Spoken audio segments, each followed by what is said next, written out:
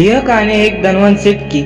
लेकिन इस कहानी से सुनने से पहले आपके मन में यही सवाल उठ रहा होगा, क्या आपने कभी सोचा है कि इस मेरे मानवीय जीवन का क्या अस्तित्व है? मेरे लिए इस मानवीय जीवन को जो ईश्वर की अनमोल देन है उसका क्या महत्व है? क्या आपने कभी अपने आप से जानने का और समझने का प्रयास किया? मानवीय तौर पर कहा जाए तो हम इस जीवन को सिर्फ अपनी जरूरतों को पूरा करते करते ही व्यतीत कर देते हैं। एक मनुष्य के लिए उसकी जरूरत क्या है? रोटी, कपड़ा और मकान, यही नहीं, पर यह असल सत्य नहीं है। हर मनुष्य का जन्म इस धरती पर और एक विशेष कारण से होता है, जिसे हम धीरे धीरे समय के साथ समझते चले जाते हैं। कई लोग अपने इस मानवीय जीवन के सत्य को समझ ही नहीं पाते, क्योंकि वो हमेशा नकारात्मक सोचते ही रहते हैं। यही अंतर है नकारात्मक और सकारात्मक सोच में। जहाँ नकारात्मक सोच हमारे लिए समस्या पैदा करती है, वही सकारात्मक सोच हमारे लिए एक नए अवसर लाती है।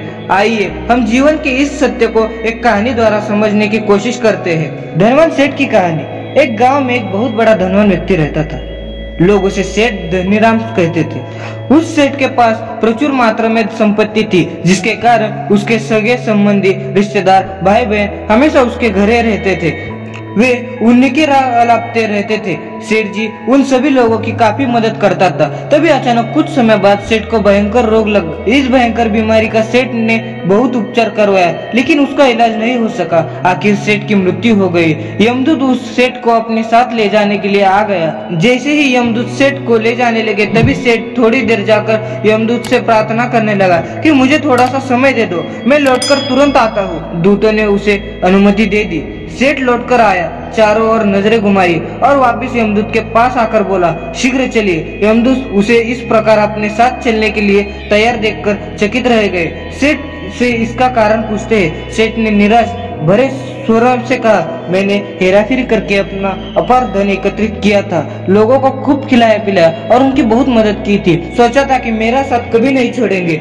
जब मैं इस दुनिया को सदा के लिए छोड़कर जा रहा हूँ, तब वे सब बदल गए हैं। मेरे लिए दुखी होने के बजाय वो ये अभी से मेरी संपत्ति बांटने की योजना बनाने लगे हैं। किसी को मेरे लिए जरा सा भी अफसोस नहीं है। सेठ की बात सुनकर यमदूत बोले, इस संसार में प्राणी अकेले ही आता है और अकेला ही जाता है। इंसान जो भी अच्छा या बुरा कर्म करता है, उसे इसका परिणाम स्वयं ही भुगताना पड़ता है। हर प्राणी इस सत्य को समझता है, पर देर से। इस कहानी से हमें जीवन का क्या सीख मिलता है? तो हमें यह सीख मिलता है, हम इस बात को अपने जीवन में भी देख रहे हैं। लोग जीवन के सत्य को भुलाकर मानव द्वारा बनाए गए जाल जैसे लालच, रुपए, पैसा, बुराई आदि के तले दब गए हैं। आप जो भोजन ग्रहण करते हैं वो पेट में 4 घंटे रहता है, जो स्रोत पहनते हैं वो 4 महीने रहता है, लेकिन जो ज्ञान आप हासिल करते हैं वो आपके अंतिम सांस तक साथ रहता है और संस्कार बनकर आपकी अगली पीढ़ी तक पहुंचता है। ज्ञान का बीज कभी व्यर्थ नहीं जाता।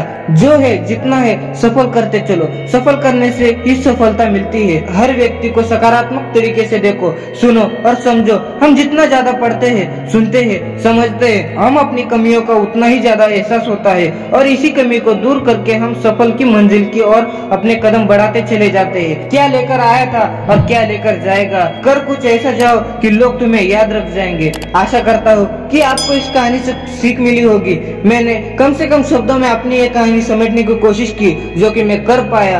आपको बस यह करना है, कोशिश करो कि गलत काम नहीं करना है, किसी चीज को लेकर ज्यादा लालची नहीं होना है। लाइफ को एंजॉय करते चलो और अपने सुझाव, सवाल मुझे कमेंट सेक्शन में बताते चलो, क्योंकि मैं आपके सवाल सुलझा सकूं और आपके सुझाव के अनुसार मैं अगली कहानी, अगली मोटिवेशनल प्रेरक कहानी आपके लिए लेकर आऊं। और अगर आपको ये कहानी अच्छी लगी तो इस वीडियो को जरूर से लाइक कीजिए, क्योंकि आपका एक लाइक, आपका एक कमेंट मुझे मोटिवेट करता रहता है। आपके लिए ऐसी ही कहानी मैं लेकर आता रहूंगा। अगर चैनल पर नए हो तो इस चैनल को जरूर से सब्सक्राइब कीजिए और बाजू में जो बेल आइकन है उसे जरूर से ऑन कीजिए, क्योंकि मैं जैसे ही वीडियो अपलोड करता रहूंगा आपको उसकी नोटिफिकेशन पहुंचती रहे। आशा करता हूँ कि आपको ये कहानी अच्छी लगी होगी।